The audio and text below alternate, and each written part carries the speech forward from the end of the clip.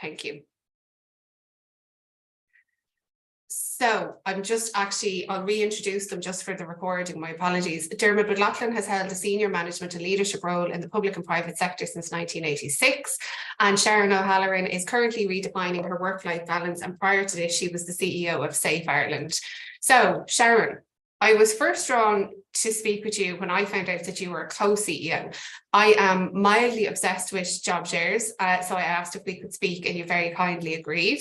And I soon realised that it wasn't in fact a job share, but the process that you went through was an exit strategy and a strong, albeit unique succession plan. So could you tell us a bit about it, please? Sure, and good morning. And just before I begin, I just want to acknowledge that in terms of leadership and succession, you've had your own within the wheel. So I just want to congratulate Ivan on his new post and wish him the very best in that. I suppose I got to a point, I was 20 years with Safe Ireland, and I had gotten to the point, and I had said it publicly as well, that I felt that what we were doing wasn't working. And so I wanted to take some time out to reflect on that and to see what else I wanted to do with my life. And at the time I had a great chairperson, wonderful chairperson, had a wonderful relationship with them. And it's always key in a relationship that the CEO and the chair get on. It's a key relationship. So I spoke about wanting to leave, and we brought that to the board, and we decided to advertise the post. And they had a full recruitment process, and they failed to recruit a replacement. Now, part of it is, when you have somebody 20 years in the organization, the devil you know is better than the devil you don't know sometimes. So there was a bit of that in it, I think, as well. But also, I think they needed more time to figure out what they needed. And also, I think they recognized the organization was going into a different phase of development. And so I asked the board to allow me to go away, think about this, and come back with a proposal or a plan about how we might proceed. And I worked that through very much so with the chairperson of the organization. We came back to the board and we said, would you be open to the CEO role becoming a job share within the organization? And for me at the time, I felt that would allow me to take a step back, allow us to bring somebody new with a different skill base into the organization, and allow the board to adjust to change. And the board agreed. So it was fantastic. We advertised the post again. I didn't leave that to chance. I did encourage people to go that I felt I could work with to go for that post. And they did. And we successfully recruited a woman called Mary McDermott, wonderful person. And I felt really when Mary came into the organization that she was what the organization needed moving into its next phase of development. So Mary came in, I think it was in February 2020, and into an organization called Safe Ireland, working on domestic violence, and the pandemic hit. So I'd say I stayed for another year after that. It was the busiest year of my entire working life. Women got locked down at home with their abuser. There was a public outcry about it. It was huge. But Mary and I worked really, really well together. I was so grateful to have her, Sharon, because in that intense period as a CEO, I really needed somebody else to help hold the fort as such. And I stayed for a year, and I could have stayed longer, but I really felt at that stage that I had given as much as I possibly could. And at that stage, I spoke to Mary and asked her, what did she want to do? Did she want to see this job share continue with another person, or what would we propose to the board? And at that stage, Mary felt that she was ready and able to take up a full-time CEO role with the organization, which I think at the time was wonderful. Because we also knew other staff were going to leave as well. And this always happens with a CEO that's been a long time there. Other staff will make decisions to leave too at that time. And we felt Mary was the right person to hold that. And we worked that through with the board. And there you go. I left Safe Ireland in December, the end of December 2020. Amazing. I feel like we're going to have a lot of questions about that. And please do feel free to pop your questions into the chat, and we'll get to them later. And Dermot, you have experience from a different viewpoint. So you've been a chair of a board and a director on a board, and as part of your consultancy in the non-profit sector, you've been involved in offboarding CEOs and in particular founders, because I know that the issue of the founder CEOs and succession planning for them has come up. So could you tell us a bit about your experience, please? Yes, indeed, Sharon. I would like to focus on direct experience I had with two arts organisations, two national resource organisations. One of them is the Irish Theatre Institute, which is based in Eustace Street in Dublin, and that's a resource organisation that supports theatre makers and theatre workers from the beginnings of a work right through to its presentation on the world stage. So it's an expert organisation. It operates in a really important part of the Irish arts sector and the creative industries. I was involved in that organisation in a number of ways, actually. I was a board member and chairperson on that board for a number of years, and then I moved off. And last year, sorry, 2 years ago, I was asked to support the board and the outgoing founding directors in a succession planning exercise, and I'll come back to that in a moment. The other organisation I wanted to mention as an example is the Irish Traditional Music Archive, which is based in Merrion Square. That was set up in 1987, and it functions as the National Public Archive and Resource Centre for Irish Traditional Music, Song and Dance. And the organisation, it aspires to be the globally recognised specialist advisory agency to advance appreciation, knowledge, and the practice of traditional music. And it's founded on 4 core activities: collection, preservation, documentation, and dissemination. So it's got a very, very clear purpose. It's not ambiguous in any way about what it is or what it does, just like the Irish Theatre Institute is not ambiguous in any way about what it is or what it does. And that's a really important point I would make, because that clarity and certainty over purpose and values, in my experience, has been a really important element in succession planning. In the case of these two organisations and my experience working with them, in the case of Irish Theatre Institute, I was engaged as an external consultant to advise and support the board and the outgoing founding directors and to assist with the entire process. In the case of the Irish Traditional Music Archive, I was chairperson of the board at the time when the founding director, Nicholas Carlin, who you might recognise from television. He used to present a series called Come West Along the Road. It was one of the longest running music television programs in RTE. Nicholas was moving on because the time had come. One point I would stress, Sharon, we might come back to this during the session, is, we're talking about succession planning, and as I say, the clues are in the word succession and planning. My experience is that the more time that is set aside for planning and taking out any element of surprise or uncertainty and making this a normal part of business where possible, it makes the whole process so much smoother. And I think really good engagement by the board en masse. Dermot, you're going to steal all my questions. Just okay. I'll let you go there. Give me a second. No, that's fantastic. Thanks for that. It was just to set the context of the size of the projects that you had to do for succession planning, because I think the more I learn about it, the more I realise it's very much. I was chatting to Dermot O'Corby about this last week. It's a Pandora's box. Once you open it, there's another layer and another layer. So I suppose the first question I would ask you is, why, from your experience, reflecting back, is succession planning so important? Well, in my experience, succession planning of its nature, I think, needs to continue to embed stability and continuity in an organisation, while at the same time accommodating what may be a significant change or something that may be perceived as a significant change. And I think that this is particularly the case with long-serving, outgoing executives, or particularly in the case of founders, because they become, they really have no choice. Sometimes they become visibly associated with the organization, and they can't easily disassociate themselves.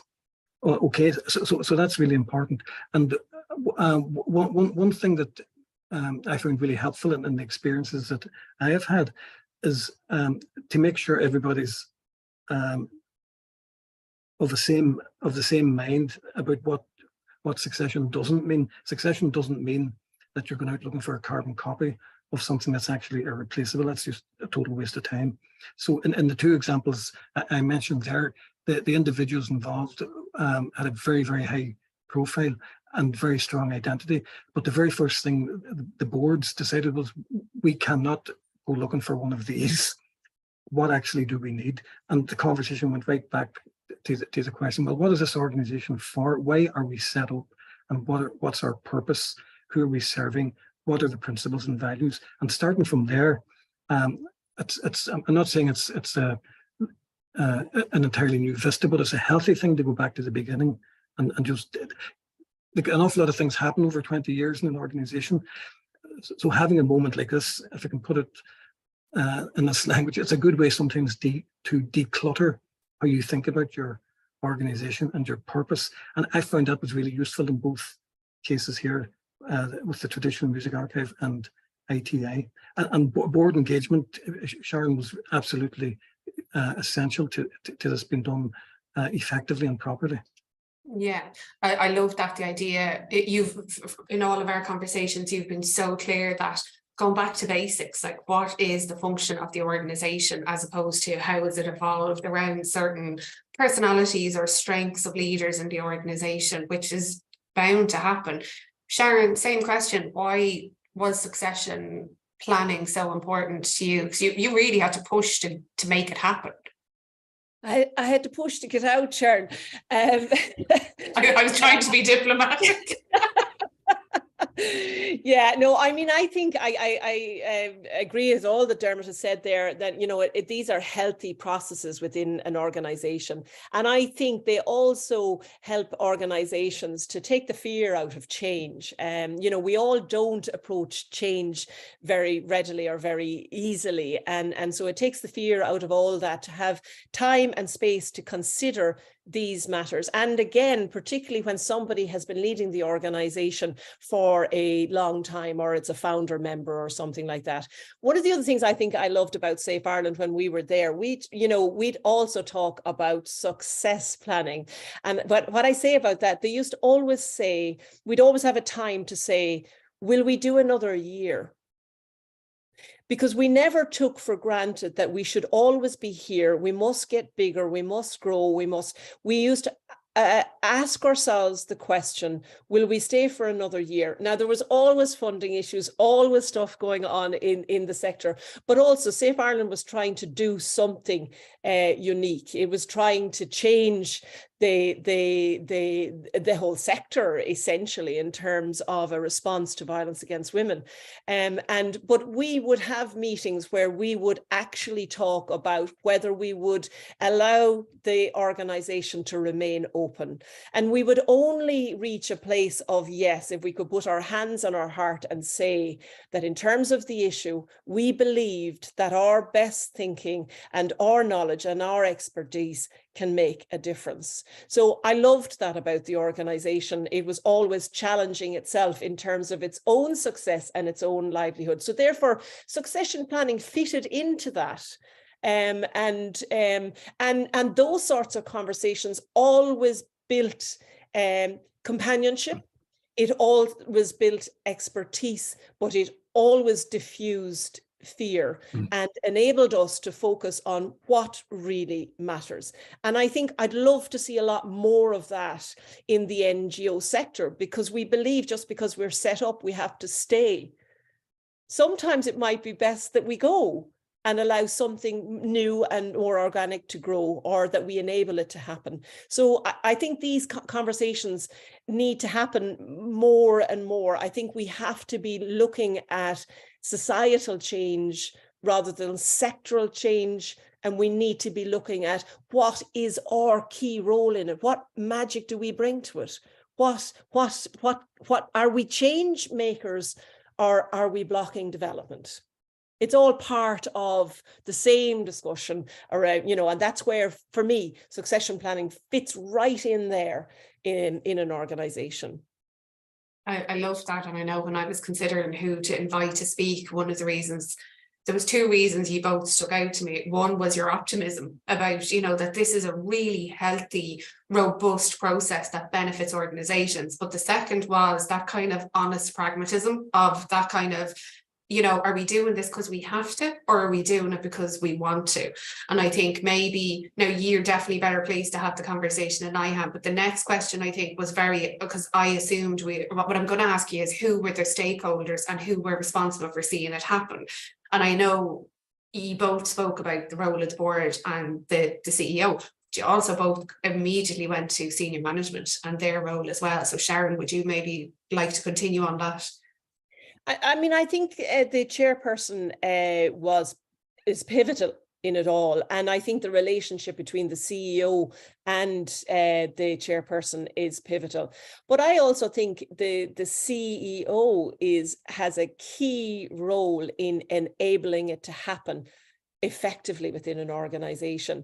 And that is, how can you have conversations where you leave the ego outside the door and you really generate a discussion around what is needed within an organization. So for me, my chairperson was extraordinary, as I say, and then the board having time to reflect on it. And then once you have that, once it's there and held there, and for me, always the board of any organization must hold the vision of the organization.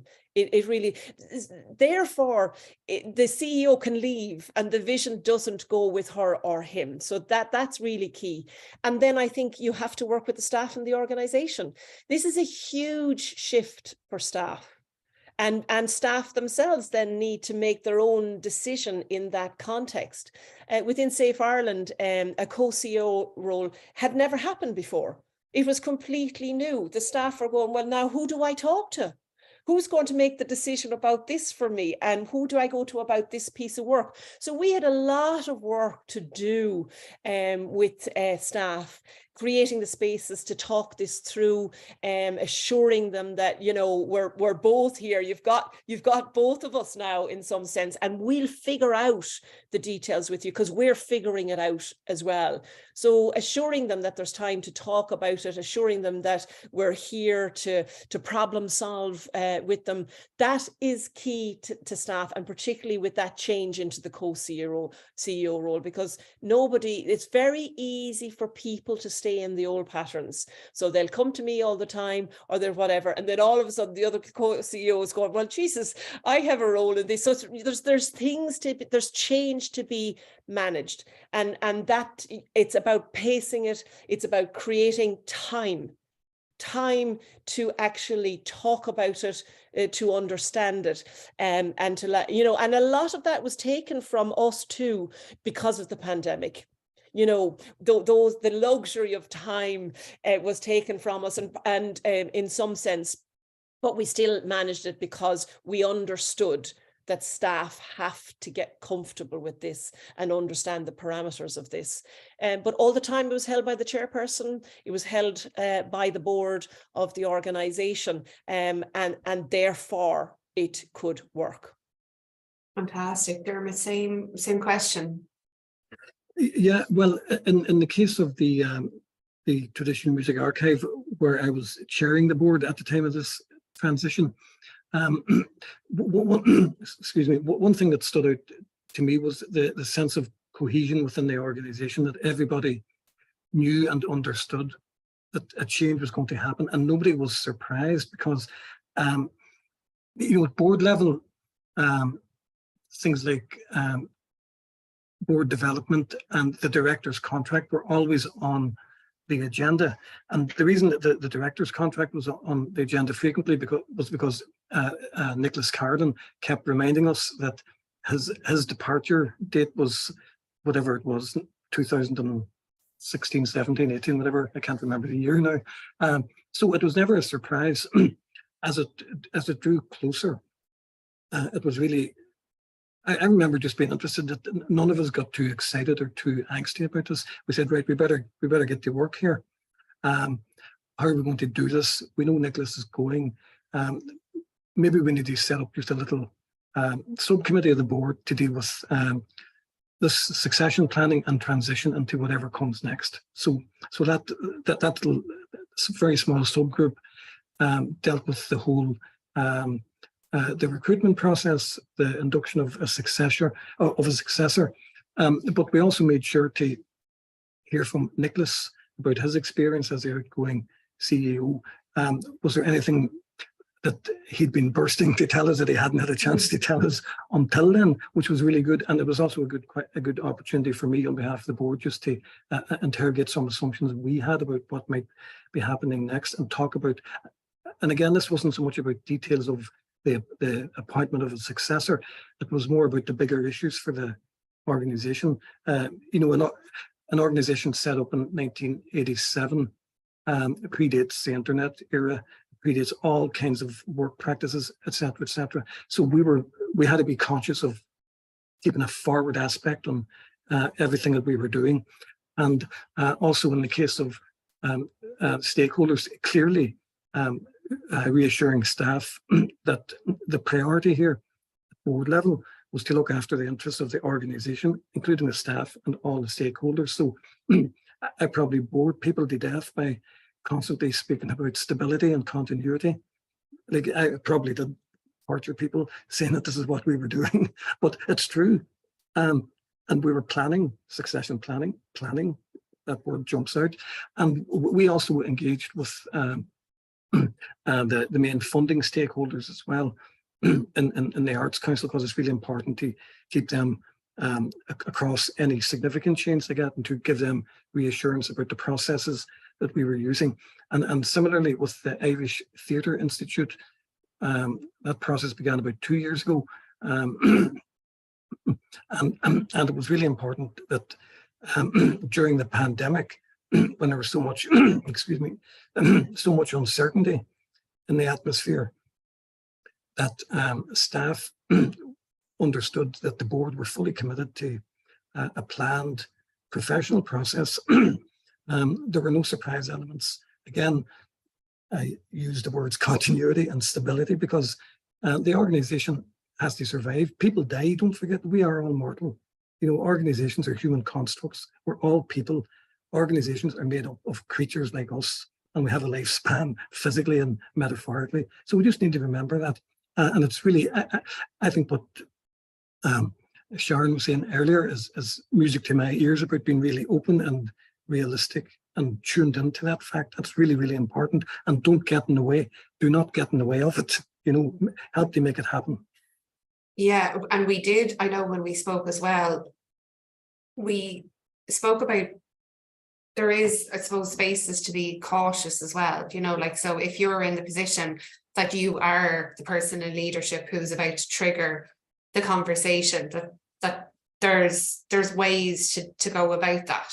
You know, Sharon, you had some interesting thoughts about that.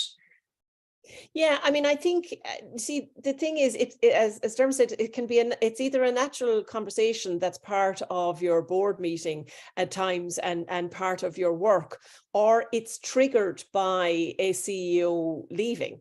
And they're almost two different things. And if it's triggered by, and I think this is where I was talking to you, Sharon, is if it's triggered by a CEO leaving, I think the CEO needs to be very clear that they are leaving.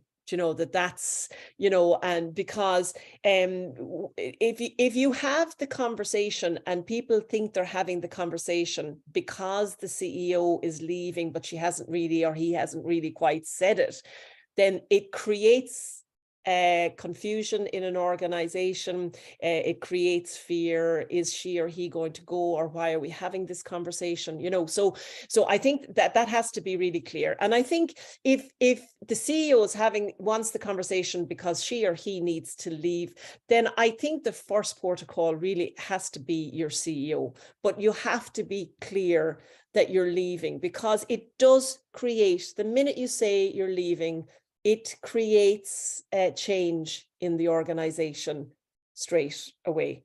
So what you don't want as a CEO is to find yourself you know, sidelined, or you don't have as much power as you actually need for decisions and things to happen, or people are kind of moving away from you. So you just need to be clear that that is what you're doing. You want to leave, you want the board to have those discussions, or they're having them naturally as part of their work anyway, and they've always had them as when you were CEO. So they're two different kind of things. But I do think as CEO, your first protocol is your chairperson, or indeed your support person. If you have a support person from work it through, hear what it sounds like to say, I'm going to leave, I'm leaving, I'm thinking about leaving, you know, see how it sits with you. And when you're clear, it's then that it can actually go to the board.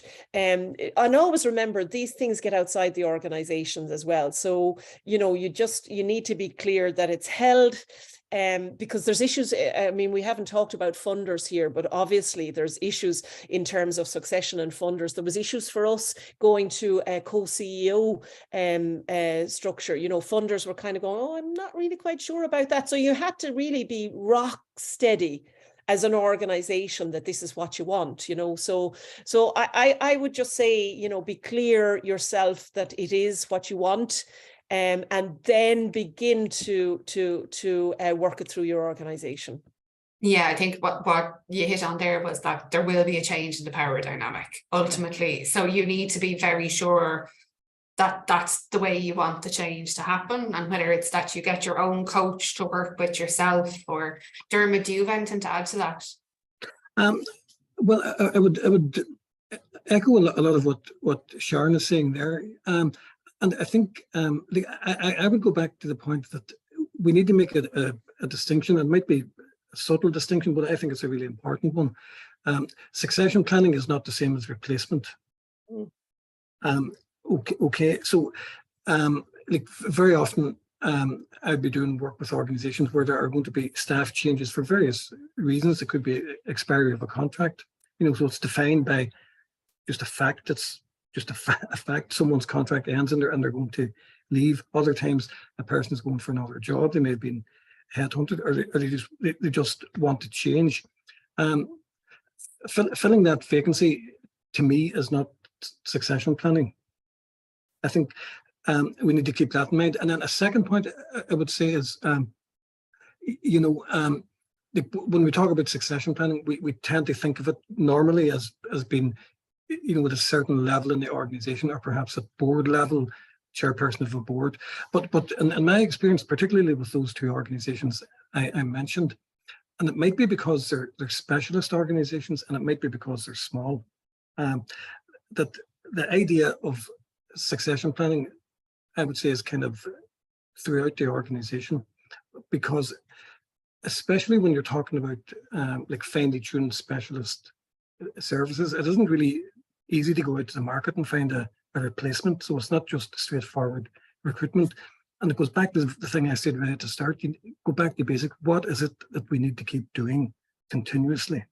What is it we can't afford to change or dilute in our core work? I think if you start from there, it's a really good grounding place to be. And I think that, you know, if you talk about succession planning, or you talk about recruitment, they're not mutually exclusive sometimes, but I think they're very different things. And I suppose there's a risk in saying that every change is a form of succession planning. I don't think so. I think that would be too broad a perspective. I would say with succession planning, the issue really is about finding a way, to be blunt about it, to use humans to maintain the purpose of the organization that other humans set up in the first place. It's not just to fill a job.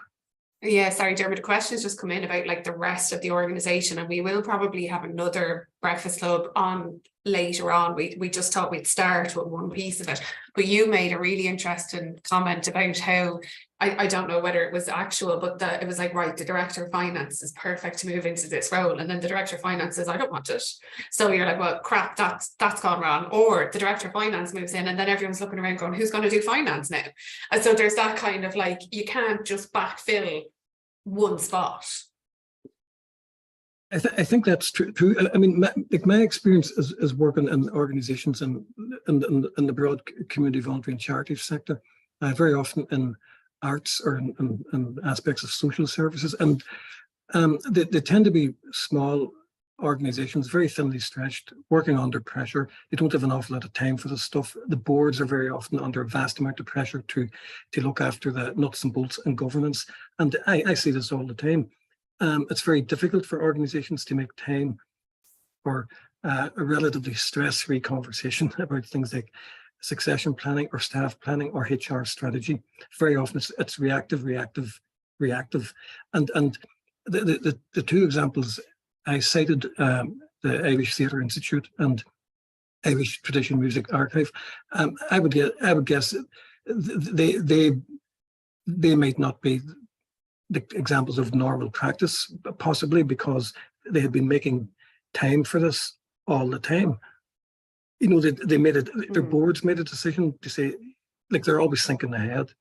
So you just don't assume everybody's going to be around all the time. And I think that makes a difference, but I'm not sure that it's a luxury that every organization can have. And I notice sometimes when I'm working for organizations on this end of things, very often it's under quite pressurized circumstances for the chairpersons, for board directors, for the outgoing CEO sometimes, and indeed for other staff. So it's I don't want anyone to get the impression that this is always nice and easy and clean and straight. It can be messiness and difficulty as well. Yeah, and Sharon, same question for the rest of the organization. You know, that just there's not a funnel just at the top. Yeah, no, I agree with what Dermot is saying there at all. It's a messy business, and if you look at the NGO sector, like we're run ragged. And oftentimes exhausted and don't have the luxury of time and time to reflect. And, you know, I think very early in Safe Ireland, we realized that actually that's not a luxury, it's a necessity. If we can't reflect on where we're at now, how are we going to plan for the future? How are we going to be able to make decisions to stay going, make decisions to stay open? How are we going to consider succession? So it is, we have to move away from the time, the busyness. We have to find ways to create space in the organization to dialogue, and to recognize that this isn't a luxury, but it is an integral part of the health of the organization, the health of staff, the health of the board. And oftentimes in terms of succession or recruitment, or whether it's at the top or the middle or whatever, these processes are absent. And they cause us, you'll often see, where there's been a founder, a CEO, or, or somebody that's been in an organization a long time. The next person that comes in often doesn't actually last very long. Because there's a transition, and it's probably a transition that was never discussed prior to the change. And so sometimes organizations find themselves in very difficult situations, having made not the best decisions in the world, and therefore they have to, work that out. I think it's an absence of time, it's an absence of dialogue, and it's an absence of understanding the critical nature of that space to dialogue. Yeah, we're coming close to the end, and one of the key things that we're very keen to do with the Breakfast Club is to send people home with an action point, that they're not like that. We're not just talking about things and going, well, that was difficult, have fun. So you're talking to somebody in an organization now that's probably, we all know, you know, small to medium sized organization, and there's somebody in there thinking, you know, I need to get this conversation started, and maybe earlier than speaking to the chair, because, you know, you've both alluded to, you should be sure that you know, like, about what it is that you're hoping to do. What do you think could be, I mean, there's so many other things you can do, HR reviews, organizational, you know, what would be 2 or 3 very short, not short, but simple, practical things that people could do to start slowly moving in the right direction? I would say myself, you know, if we separate, say, the board side from the executive side, I think it would be a really healthy, good, safe, reassuring thing for boards, if they haven't got this already, to start putting something on their board meeting agendas about like, let's just call it succession planning, for want of a better word, both for board and for, say, for their senior management, their CEO and their senior management team, because they're in the business of, their duty is to keep the enterprise going and to look after it and to mind it, and to keep it in good shape and hand it on. They're all going to move off one way or the other. It's just life. So I think that's a really good thing for boards to get into the habit of, if it's not there already. And I think then on the executive side, I would just love if people didn't feel a sense of trepidation or fear or anxiety about having this conversation, first of all, with themselves. Start there. I'm not saying you have to get up in the morning and talk to yourself about this, but I think it's worth reflecting on. And I think if as a CEO or a senior manager, I think start that conversation with your chairperson or with your CEO. I think it's a really healthy thing to do. I mean, what's the worst thing that can happen if you say, I'm thinking of moving on or leaving? Well, somebody might say, great, where are you going? Or when are you thinking of doing that? Or, oh, Jesus, don't be doing that on us. You know, the conversation can go in any direction. The fact of having that conversation is immediate progress. It takes all the heat out of it. Sharon used a very interesting phrase right at the start of her presentation about taking the fear out of it. And I think that's really important.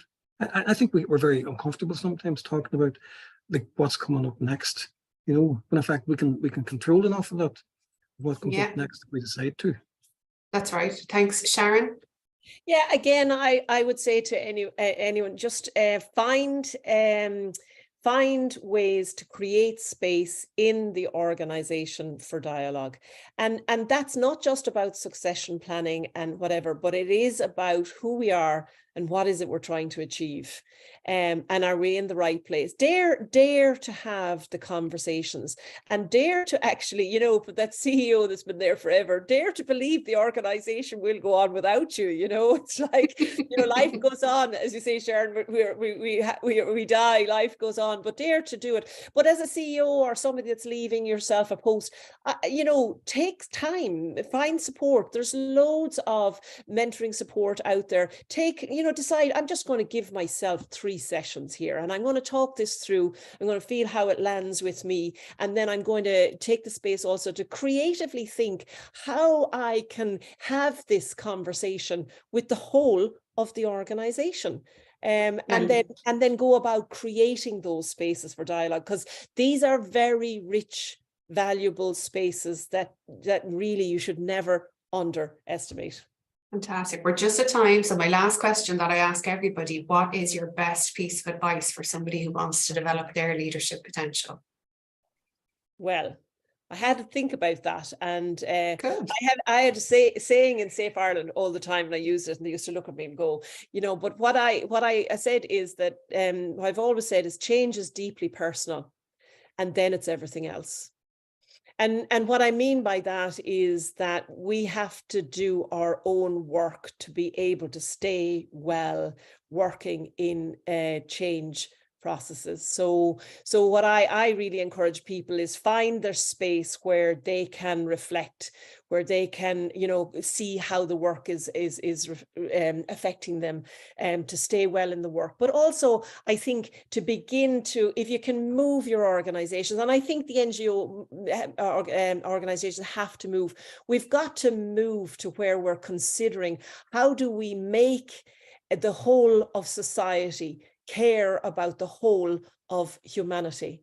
I think we're working in two isolated areas. We're in sectoral change rather than societal change. And I think as a leader in that, I think create the spaces for yourself to reflect on these sorts of questions and the spaces for yourself to stay well in the work, because it's deeply challenging. Thank you, Sharon. And Dermot? At this stage in my life, I like my own take on that would be, I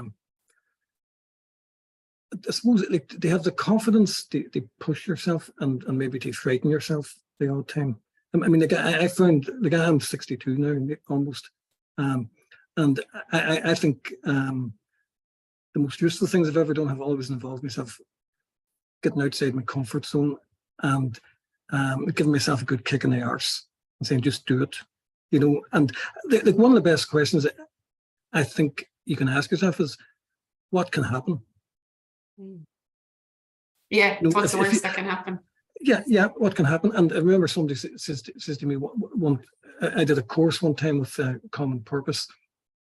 I think it was Carol Conway was involved in it, and there was a fantastic phrase that we all discussed in the group. It was this idea of leading beyond your authority.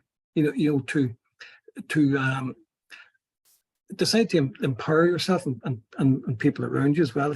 If the context is right, you know, to lead beyond authority doesn't mean insubordination or disobedience. It's an entirely different thing that comes from a different place. Things like that kind of keep me going, and I suppose as well, like, one of my first superiors said to me one time, "Don't buy a dog and bark yourself," which is really good. Oh, thank you so much. That has been amazing. I can see comments coming through already. I feel like we're going to have lots of questions. We are delighted to announce today, given the topic, that our next partnership with the Leadership Academy is with BoardMatch. So we've teamed up to create a future board leaders program. So BoardMatch will be seeking boards of organizations who are interested in diversifying, and through the Leadership Academy we will be recruiting candidates, where we will develop a training and mentoring program for the candidates to move them onto the board. So it's a sneak peek. We haven't fully announced it yet, but they've just popped more details there in the box if you'd like to know some. But we are committed to helping with these succession and leadership, the conversation as we go. It's been an amazing conversation. The two presenters, thank you Dermot, our speakers, thank you Dermot, and thank you Sharon. They've agreed to stay around, so we're going to put you into breakout rooms now, everybody who's agreed to, so you might get lucky and get them. We'll pull you back in just before 11 o'clock, and if there's any final questions we can take them then.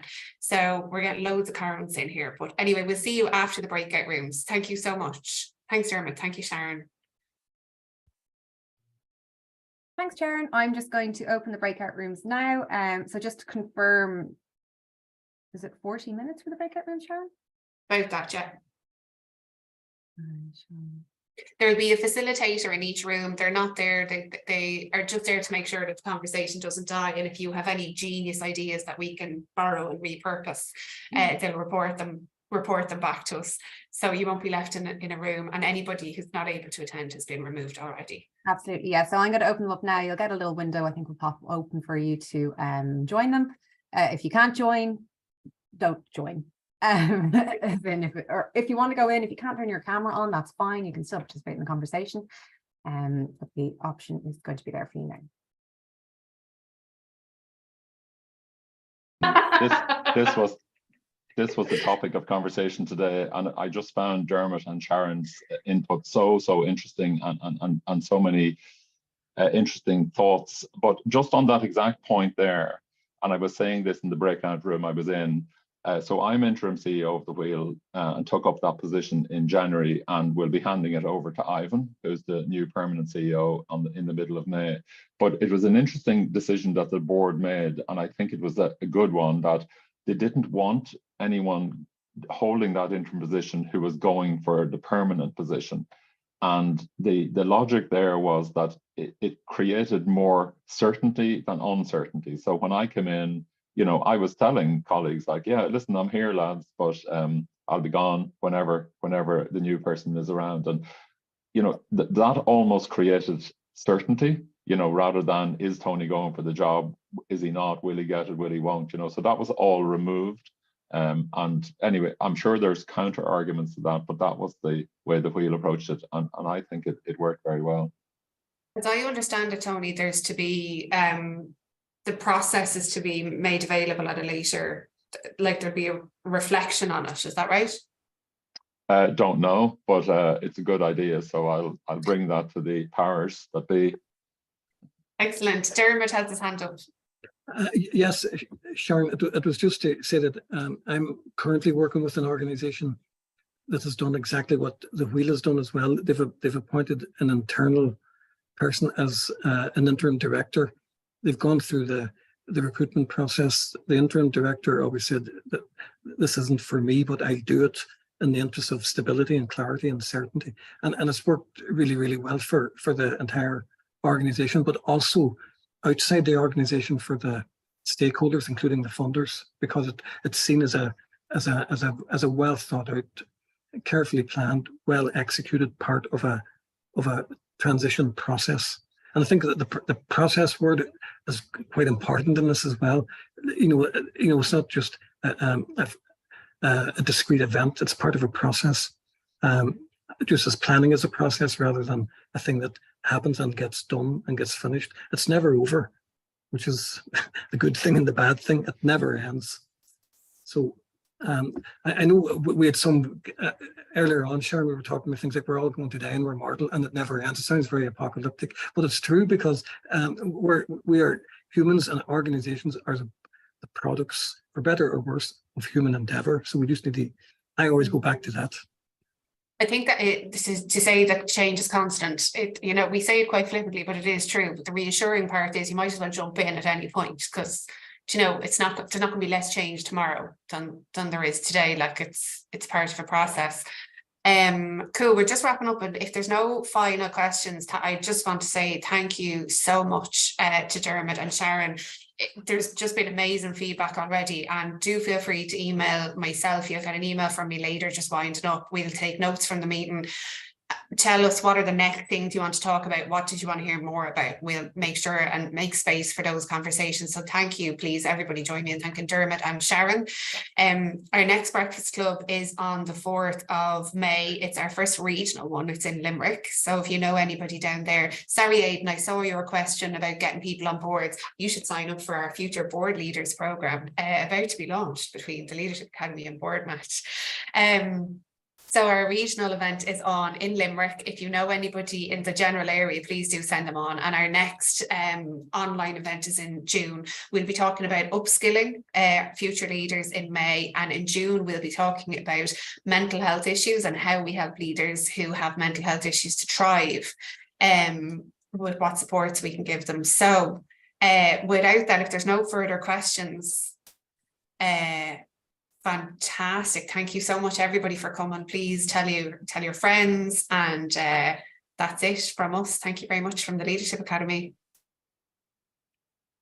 Yeah. Thank you.